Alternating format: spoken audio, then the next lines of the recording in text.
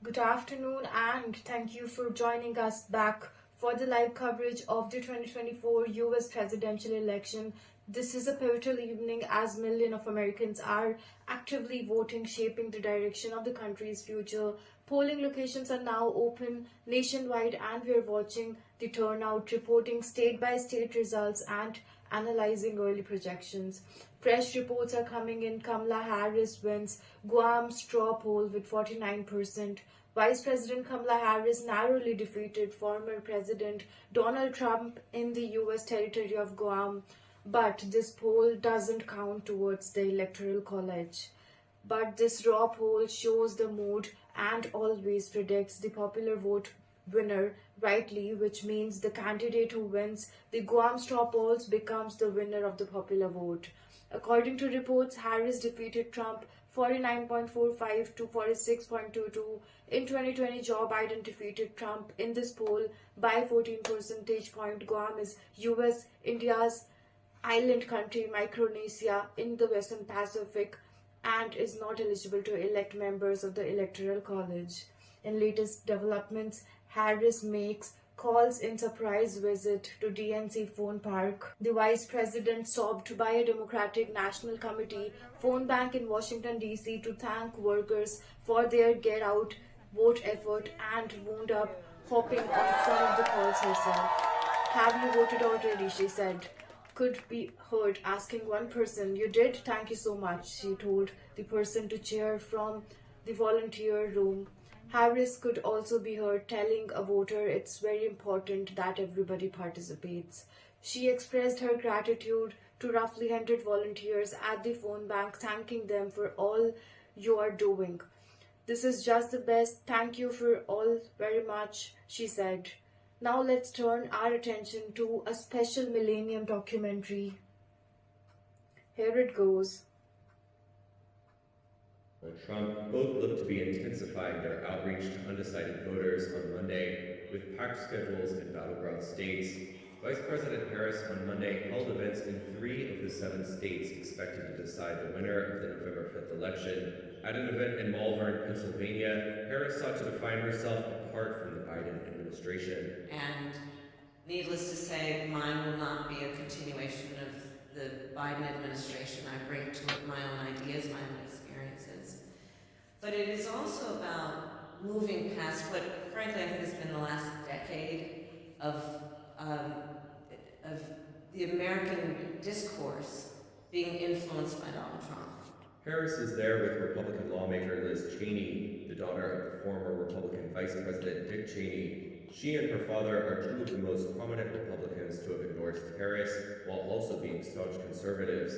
On the campaign trail, Cheney has told undecided Republicans it's okay to support the Democrat without fear of backlash. On Monday, she portrayed Donald Trump as a threat to the U.S. Constitution. I know that the most conservative of all conservative principles is being faithful to the Constitution. And you have to choose in this race between someone who has been faithful to the Constitution, who will be faithful, and Donald Trump, who it's not just us predicting how he will act. We watched what he did after the last election. We watched what he did on January 6th. Many Democrats still criticize the elder Cheney for strongly supporting the U.S. invasion of Iraq. In a post on his Truth Social platform on Monday, Trump called Liz Cheney dumb as a rock and a war hawk. He accused her of wanting to go to war with, quote, every Muslim country known to mankind, just like her father. Besides posting on social media, Trump on Monday worked to gin up support in the ultra-competitive state of North Carolina. At one stop in the state's hurricane-battered mountains, he urged supporters to go to the polls despite the hardships they were facing.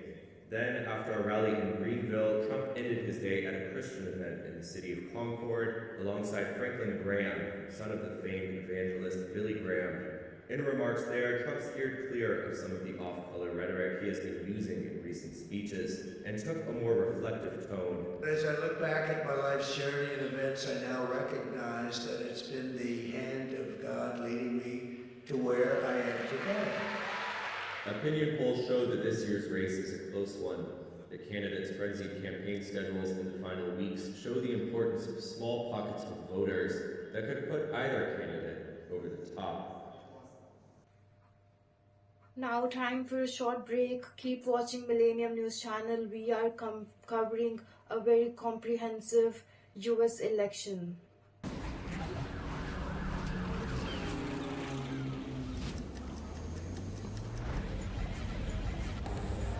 Millennium Day News is a global news network dedicated to providing high-quality coverage across a wide range of topics, including local, regional, national, and international issues. Operating 24/7, the network emphasizes inclusivity, offering a platform for diverse voices and covering essential subjects such as arts, culture, religion, education, and legal advice. Based in New York City, Millennium Day News connects communities worldwide through engaging programming that includes political discussions, sports news, health segments, and entertainment features.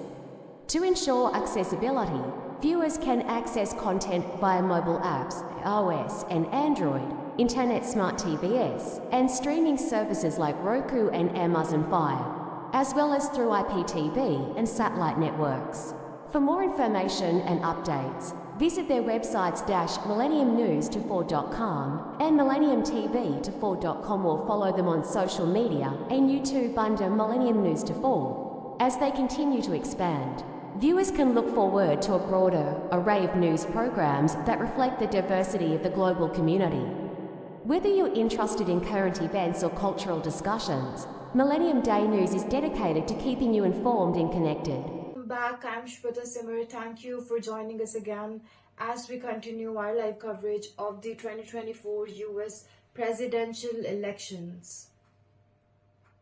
In the new highlights, 103-year-old Wisconsin voter cast her ballot for Kamala Harris. Margaret Netter was born in 1921, just 1 year after the 19th Amendment guaranteed women the right to vote.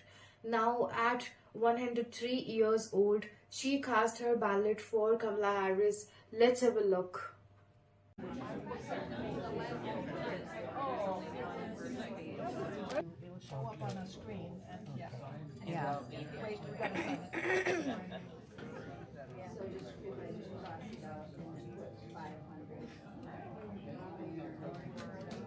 I never thought it would happen. Never. I didn't think it would. But I think she's well qualified. A little push. There you go. Give it just a couple seconds there. You're all done. You were voted. Thank you. Would you like a sticker? Over 250 National Guard personnel have been mobilized across 15 states to assist with election day activities, according to the officials. The National Guard units are stationed at Alabama, Arizona, Delaware, Hawaii, Illinois, Iowa, New Mexico, North Carolina, Oregon, Pennsylvania, Tennessee, Texas, Washington, Wisconsin, and West Virginia. Nearly half of the deployed troops are focused on cybersecurity efforts, while the remainder are offering support based on local needs as requested by state and local authorities. In addition to the active deployments, approximately 85 National Guards members are on standby in Colorado, Washington, D.C., Florida, and Nevada. The National Guards had previously announced it was on standby across multiple states, including Washington and Oregon, due to potential civil unrest following incidents of ballot box vandalism. In Oregon, several drop boxes were set on fire, damaging or destroying hundreds of ballots. Millennium analysts say Republicans are poised to retake the Senate, though the House is more of a toss-up. In the Senate, where Democrats have a razor-thin 51 to 49 seat majority, 23 Democrats held seats are up for re-election compared to just 11 had Republicans, none of which are rated toss-up by Cook's Political Report. In the House, where Republicans hold a 214 majority, Republicans have 51% of chance maintaining control, according to, while Democrats would win control 49 times out of 100. Who are you voting for? Donald Trump. Donald Trump. Are you Amish? Can I ask? Awesome. Yeah. And so the Amish are going to be coming out to vote this year? Some of them, yeah. What has caused so many of the Amish to register to vote this year? Probably just they want to get out and vote and make a difference. Yeah. Have you guys been affected this past 4 years underneath the Biden-Harris administration? I would say definitely, yeah. And in what ways has the Amish community been affected?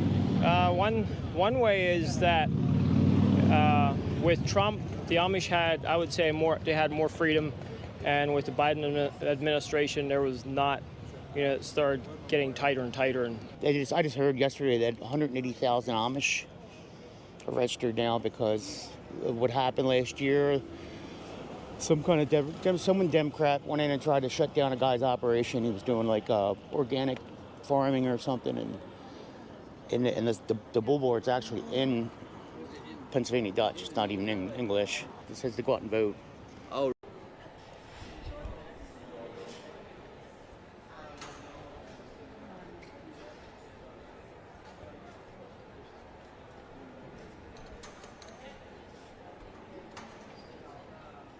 Hey Robert, I saw you called. I was on the Zoom line.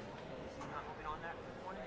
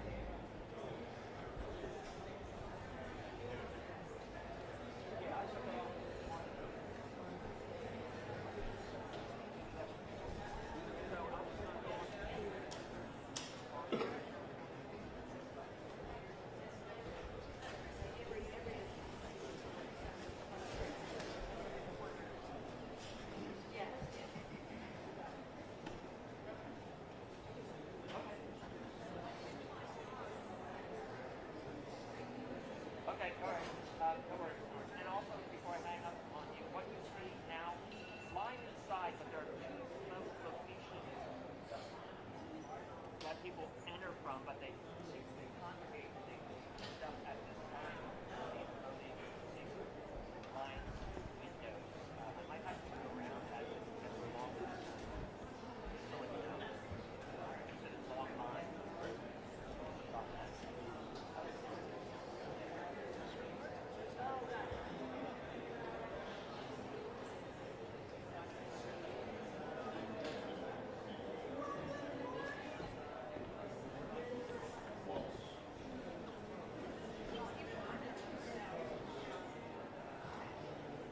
Okay, yeah. Yeah, I can go. It's just that they're going inside the building, and I just have to wait until they kind of pour out of the building. You know what I mean? So this is the longest line that I'm seeing. I know the reflections are bad. All right. Yeah, I'll let you know. Fine. There are a lot of people here in front, so not allowed to go in.